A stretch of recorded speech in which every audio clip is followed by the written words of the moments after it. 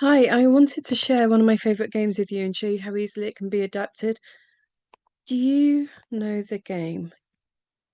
I know it as noughts and crosses, but a lot of people know it as tic-tac-toe, and you have a grid like this.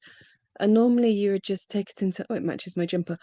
Normally you would just take it in turns to try and get a row of three before the other person manages it. However, what I've often done in lessons is imagine we are learning a times tables. So if we say, for example, 5 times table, just jot that to the side. Fill each of the squares with a number from 2 to 12, 11, 10, and let's say 7. Um, you play it exactly the same, except this time, before I can claim my square, I would have to multiply the number written there by 5. So if I want to go here, I would have to do 6 times 5, and my answer would be 30. So I'll tell you what my answer is, and then you would have a go, and you'll choose maybe to go here. So 4 times 5 would be, sorry, 5 times 6 would be 30, 4 times 5 would be 20. And you just keep going. 12 times 5 would be 60 until the first person gets a row of three. So that's one option. You could make it slightly harder by putting in actual, I don't know, any questions really, simultaneous equations, negative numbers, looking around me for inspiration, but I can't think of anything. Literally, you could do it for dividing, for adding, you could put numbers in there and say whether they're prime numbers, square numbers, factors.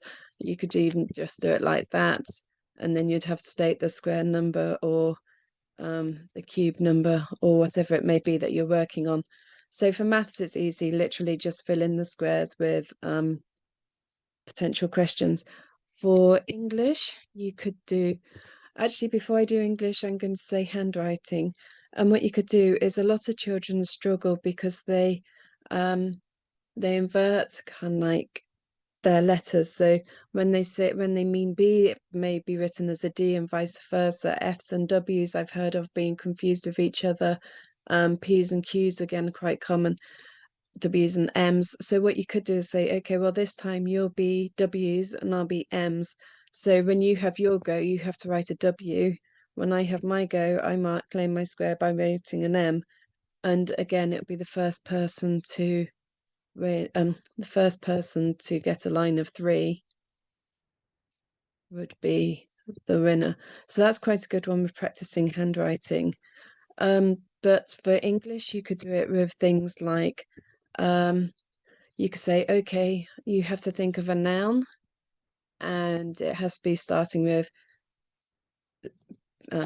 letters. So H, P, L, T, and D. Actually, we'll make it slightly harder. We'll say it has to be a common noun. Okay, so I might say, okay, I'll go here, dog. You go fish. I'll say cat, and you'll say hand. Whoops. I'll say um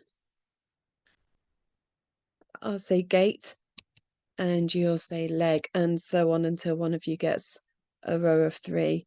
Problem with playing with yourself is you know roughly where you're going to go next. It makes it almost impossible to win, but hopefully you get the gist. You could mix that up. You could put different characters in here, and if you're revising for a book, you could put different characters in, and you'd have to state a quote that they can say during the book, or how they're relevant to a theme or something like that. It can literally be adapted with pretty much anything. The reason I'm doing this now is because I did a post the other day. The PH bundle had just gone live in the Clara James Approach membership group, and I'd done it with images, and the idea there, I can't draw. Imagine this is a picture of a phantom. Okay, if I want to claim this as my square, I'd have to write phantom. So that would be quite difficult for a lot of children. So what you may decide you want to do is, instead of having the images, is put the words in instead. And then they could either, so I think Noah's Sphinx.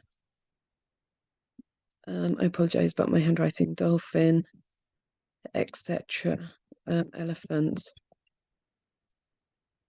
So if I wanted to claim, say, this square, I could either cover it up and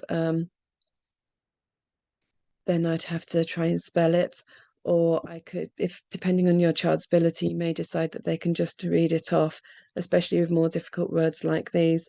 So, or you may even do just the first letter of a word, and the child has to think, oop, that's not the pen. The child has to think of the first letter, or has to think of a word containing that blend using the letter in the circle or in the square as the first letter. So I might go phonics or alphabet or whatever. Just a few ideas for you. Let me know what you think. And I look forward to seeing you again soon. Take care. Bye for now.